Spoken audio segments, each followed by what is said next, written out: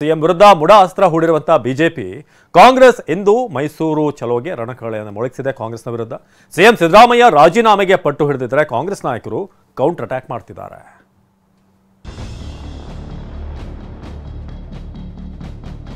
ಸಿದ್ದರಾಮಯ್ಯನವರು ರಾಜೀನಾಮೆ ಕೊಟ್ಟು ಮನೆಗೆ ಹೋಗುವುದು ನಿಶ್ಚಿತ. ಭ್ರಷ್ಟ ಕಾಂಗ್ರೆಸ್ ಸರ್ಕಾರವನ್ನು ಕಿತ್ತೊಗೆಯಲು ಇದೊಂದು ಮೊದಲನೇ ಹೆಜ್ಜೆ.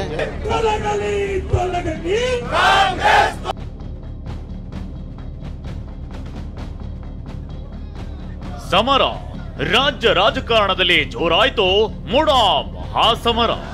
ಬೆಂಗಳೂರು ಟು ಮೈಸೂರು ಪಾದಯಾತ್ರೆ. ಸಿಎಂ ವಿರುದ್ಧದ ಆಕ್ರೋಶದ ಹೆಜ್ಜೆ. ಮುಡಾ ಸೈಟ್ ಹಂಚಿಕೆಯಲ್ಲಿ ಅಕ್ರಮ ಆಗಿದೆ ಅನ್ನೋದನ್ನೇ ಅಸ್ತ್ರವನ್ನಾಗಿಟ್ಟುಕೊಂಡ ಕೇಸರಿ ಪಡೆ ಇಂದು ಸಿಎಂ ವಿರುದ್ಧ ರಣಕಹಳೆ ಮೊಳಗಿಸಿದೆ. ಮುಡಾ ಅಕ್ರಮದ ವಿರುದ್ಧ ಕೇಸರಿ ಪಡೆ ಮೈಸೂರು ಚಲೋ.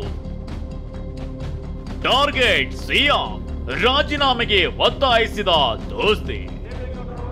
ಮುಡಾ ಸೈಟ್ ಹಗರಣ ಖಂಡಿಸಿ ಬಿಜೆಪಿ ಹಾಗೂ ಜೆಡಿಎಸ್ ಇಂದಿನಿಂದ ಮೈಸೂರು ಚಲೋಗೆ ಹೆಜ್ಜೆ ಹಾಕಿದೆ. ಪಾದಯಾತ್ರೆಗೆ ಮುನ್ನವೇ ಬೆಂಗಳೂರಿನ ಕೆಂಪಮ್ಮ ದೇವಸ್ಥಾನದಲ್ಲಿ ಪೂಜೆ ಸಲ್ಲಿಸಿದ ದೋಸ್ತಿ ನಾಯಕರು ಜೆಕೆ ಗ್ರ್ಯಾಂಡ್ ಅರೇನಾ ಮೈದಾನದಲ್ಲಿ ಸಾರ್ವಜನಿಕ ಸಮಾವೇಶ ನಡೆಸಿದ್ರು.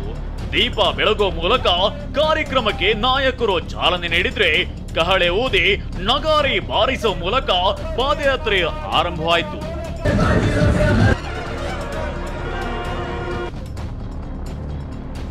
ಮೈಸೂರು ಚಲೋ ಕಾರ್ಯಕ್ರಮದಲ್ಲಿ ವಿಪಕ್ಷ ನಾಯಕ ಆರ್ ಅಶೋಕ್, ಬಿಜೆಪಿ ರಾಜ್ಯಾಧ್ಯಕ್ಷ ಬಿವೈ ವಿಜಯೇಂದ್ರ, ಕೇಂದ್ರ ಸಚಿವರಾದ ಪ್ರಹ್ಲಾದ್ ಜೋಶಿ, ಎಚ್ ಡಿ ಕುಮಾರಸ್ವಾಮಿ, ಬಿಜೆಪಿ ರಾಜ್ಯ ಉಸ್ತುವಾರಿ ರಾಧಾ ಮೋಹನ್ ದಾಸ್ ಅಗರ್ವಾಲ್ ಸೇರಿದಂತೆ ಬಿಜೆಪಿ ಜೆಡಿಎಸ್ ಶಾಸಕರು ಕಾರ್ಯಕರ್ತರು ಭಾಗಿಯಾಗಿದ್ರು. ಸಿಎಂ ಸಿದ್ದರಾಮಯ್ಯ ವಿರುದ್ಧ ರೊಚ್ಚಿಗೆದ್ದ ದೋಸ್ತಿ ನಾಯಕರು. ಪಾದಯಾತ್ರೆಯಲ್ಲಿ ಸಿಎಂ ಟಾರ್ಗೆಟ್ ಮಾಡಿ ಮಾತನಾಡಿದ ಮಾಜಿ ಸಿಎಂ ಬಿಎಸ್ವೈ ಸಿದ್ದರಾಮಯ್ಯ ರಾಜೀನಾಮೆ ಕೊಡಬೇಕು ಅಂತ ಹೇಳಿದ್ರು. ಬೊಮ್ಮಾಯಿ ಭ್ರಷ್ಟಾಚಾರದ ವಿರುದ್ಧ ನಮ್ಮ ಸಮರ ಅಂತ ಗರಂ ಆದ್ರು. ಇನ್ನು ಕುಮಾರಸ್ವಾಮಿ ಪರೋಕ್ಷವಾಗಿ ಡಿಕೆಗೆ ಯಾಕಪ್ಪ ಈ ನಾಟಕ ಅಂತ ಕಾಲೆಳೆದಿದ್ದಾರೆ. ಈ ಪಾದಯಾತ್ರೆಯ ಮಧ್ಯದಲ್ಲೇನೆ ಮಾನ್ಯ ಸಿದ್ದರಾಮಯ್ಯನವರು ರಾಜೀನಾಮೆ ಕೊಟ್ಟು ಮನೆಗೆ ಹೋಗುವುದು ನಿಶ್ಚಿತ.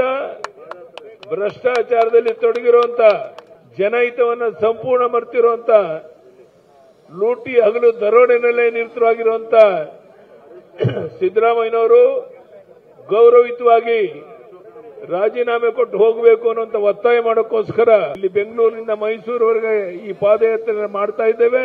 ಭ್ರಷ್ಟಾಚಾರದ ವಿರುದ್ಧ ಇದೊಂದು ಸಮರ. ಪಾದಯಾತ್ರೆ ಒಂದು ಅಸ್ತ್ರ. ಭ್ರಷ್ಟ ಕಾಂಗ್ರೆಸ್ ಸರ್ಕಾರವನ್ನು ಕಿತ್ತೊಗೆಯಲು ಇದೊಂದು ಮೊದಲನೇ ಹೆಜ್ಜೆ. ಈ ಒಂದು ಪಾದಯಾತ್ರೆಯ ಅಂತಿಮ ಚರಣದಲ್ಲಿ ಈ ಸರ್ಕಾರ ತನ್ನ ಸ್ಥಾನವನ್ನು ಬಿಟ್ಟುಕೊಡೋದು ಅನಿವಾರ್ಯ ಆಗ್ತದೆ. ಸಿದ್ದರಾಮಯ್ಯರ ಪರವಾಗಿ ಏನು ಬಂದ್ರಿ ನಿನ್ನೆ, ಆ ದಾಖಲೆಗಳು ಸಾರ್ವಜನಿಕ ಕೊಟ್ಟಿರೋ ನೀವಲ್ವೇ. ಸಿದ್ದರಾಮಯ್ಯವ್ರನ್ನ ಎಷ್ಟು ಬೇಗ ಇಳಿಸ್ತೀನಿ ಅಂತ ಹೇಳಿ ಎಲ್ಲ ರೀತಿ ದಾಖಲೆಗಳನ್ನ ಯಾರ್ಯಾರ ಕೈಲಿ ಕೊಟ್ಟು ಎಲ್ಲೆಲ್ಲಿ ಏನೇನು ಮಾಡಿಸ್ಬೇಕು ಎಲ್ಲ ರೆಡಿ ಮಾಡಿಸ್ಕೊಂಡು ಅಯ್ಯೋ ನಾನು ಸಿದ್ದರಾಮಯ್ಯವ್ರ ಪರ, ಸಿದ್ದರಾಮಯ್ಯವ್ರನ್ನ ಮುಟ್ಟಾಕ್ ಬಿಡಲ್ಲ.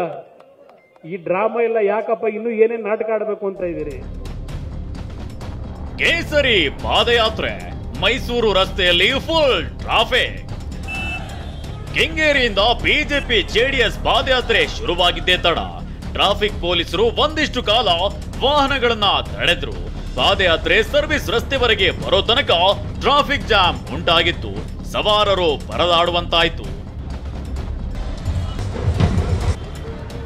ದೋಸ್ತಿಗಳ ಪಾದಯಾತ್ರೆ ದಿನಕ್ಕೆ 20 ಕಿಲೋಮೀಟರ್ ದೂರ ಸಾಗಲಿದೆ.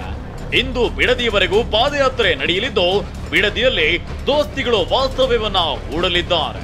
ಬಳಿಕ ಪಾದಯಾತ್ರೆ ಮುಂದುವರೆಸಲಿದ್ದಾರೆ. ದೋಸ್ತಿಗಳ ಮೈಸೂರು ಚಲೋಗೆ ಸಚಿವರು ಕೌಂಟರ್ ಮೇಲೆ ಕೌಂಟರ್ ಕೊಟ್ಟಿದ್ದಾರೆ. ಕರಪ್ಷನ್ ಚಾರ್ಜಸ್ ಇದೆ ವಿಜೇಂದ್ರ ಅವ್ರ ಮೇಲೆ. ಮನಿ ಲಾಂಡ್ರಿಂಗು, ಎಕ್ಸ್ಟ್ರಾಕ್ಷನ್ನು, ಬ್ರೈಬರಿ, 420, ಕಾನ್ಸ್ಪಿರಸಿ, ಬಡ ಸಿಗ್ನೇಚರು, ಚೋಟಾ ಸಿಗ್ನೇಚರು, ಅದೇನೋ ಏನೇನು ಕತೆ ಆಯ್ತೋ ಗೊತ್ತಿಲ್ಲ ನನಗೆ. ಇವ್ರು ಎಲ್ಲಿದ್ರು? ಇವ್ರು ಏನು ಕೆಲಸ ಮಾಡ್ತಾ ಇದ್ರು? ವಿಜೇಂದ್ರ ಅವರು ಮಾತು ಹೇಳಕ್ಕಿಂತ ಮುಂಚೆ ಒಂದು ನೀತಿಗೆಟ್ಟ ಒಂದು ಸಿಸ್ಟಮ್ನ ಒಬ್ಬ ಬಿಜೆಪಿ ಪಕ್ಷದ ರಾಷ್ಟ್ರೀಯ ಪಕ್ಷದ ಅಧ್ಯಕ್ಷರಾಗಿ ಇವ್ರು ಹೇಳ್ತಾರಂದ್ರೆ ನೀತಿಗಿಂತ ಸ್ಟೇಟ್ಮೆಂಟ್ನ ಹೇಳಬಾರ್ದು.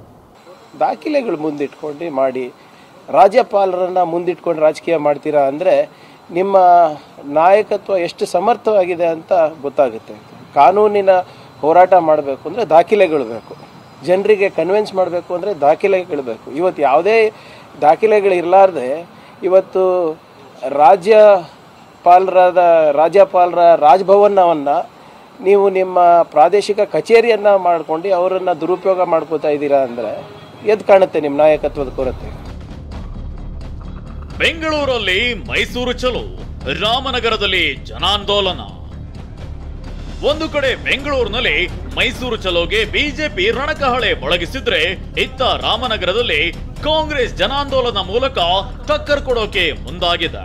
ಡಿಸಿಎಂ ಡಿಕೆ ಶಿವಕುಮಾರ್ ನೇತೃತ್ವದಲ್ಲಿ ಕಾರ್ಯಕ್ರಮ ನಡೆದಿದ್ದು, ಬಿಜೆಪಿ ಕಾಲದಲ್ಲಿ ನಡೆದಿದ್ದು ಎನ್ನಲಾದ ಹಗರಣ ಪೋಸ್ಟರ್ ಹಿಡಿದು ಕಾರ್ಯಕರ್ತರು ಆಕ್ರೋಶ ವ್ಯಕ್ತಪಡಿಸಿದ್ರು.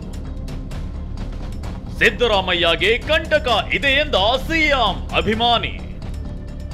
ಬಿಜೆಪಿ ಪಾದಯಾತ್ರೆ ನಡುವೆ ಸಿಎಂ ಸಿದ್ದರಾಮಯ್ಯ ಮೈಸೂರು ಪ್ರವಾಸದಲ್ಲಿದ್ದಾರೆ. ಮೈಸೂರಿಗೆ ಸಿಎಂ ಭೇಟಿ ಮಾಡೋಕೆ ಬಂದ ಬೆಳಗಾವಿಯ ಅಭಿಮಾನಿ ಸಂತೋಷ್ ಎಂಬಾತ ಕಂಬಳಿ ಹಾಕೋಕೆ ಮುಂದಾದ್ರು. ಆದ್ರೆ ಸಿದ್ದರಾಮಯ್ಯ ಕಂಬಳಿ ಹಾಕಿಸಿಕೊಳ್ಳಿಲ್ಲ. ಈ ಬಗ್ಗೆ ಮಾತನಾಡಿದ ಸಂತೋಷ್, ಸಿದ್ದರಾಮಯ್ಯಗೆ ಕಂಟಕವಿದೆ, ಹೀಗಾಗಿ ಕಂಬಳಿ ಕೊಡೋಕೆ ಬಂದಿದ್ದೆ. ಅವರು ಕಂಬಳಿ ಹಾಕಿಸಿಕೊಂಡಿಲ್ಲ, ಆದ್ರೆ ಅದನ್ನ ಮುಟ್ಟಿದ್ದಾರೆ ಅಷ್ಟೇ ಸಾಕು ಅಂತ ಹೇಳಿದ್ರು. ಕಂಬಳಿ ಬೇಕಾಗಿತ್ತು ಈಗ, ಯಾಕಂದ್ರೆ ಕಷ್ಟ ಬಹಳ ಬರತೈತಿ ಸಾಹೇಬ್ರಿಗೆ. ಕಂಬಳಿ ಮುಟ್ಟಿರಲ್ಲ ಸಾಕು, ಅವ್ರ ಕಷ್ಟ ಎಲ್ಲ ಬೈಲ್ಲ. ಸಾಹೇಬ್ರಿಗೆ ನಮ್ಮಲ್ಲೇ ಬರತಾರ ಬೆಳಗಾವ್, ಅಲ್ಲಿ ಕೊಡ್ತೇನೆ. ನನ್ನ ಬದಲು ಏನು ಸಾಹೇಬ್ರ ಜಿಲ್ಲಾ ರೀ ಇದು, ತೊಂದರೆ ಆಗಬಾರ್ದ್ರಿ. ಅದೇನೇ ಹೇಳಿ, ಸಿಎಂ ವಿರುದ್ಧ ತೊಡೆತಟ್ಟಿ ನಿಂತಿರುವ ಬಿಜೆಪಿ ಜೆಡಿಎಸ್ ಬುಡ ಅಕ್ರಮ ಅಸ್ತ್ರವನ್ನಿಟ್ಟುಕೊಂಡು ಇಂದಿನಿಂದ ಸಮರ ಸಾರಿದೆ. ಈ ಕಾಳಗ ಮುಂದೆ ಯಾವ ಸ್ವರೂಪಕ್ಕೆ ತಿರುಗುತ್ತೋ ಕಾದು ನೋಡಬೇಕಿದೆ. Bureau report, ಟಿವಿ9.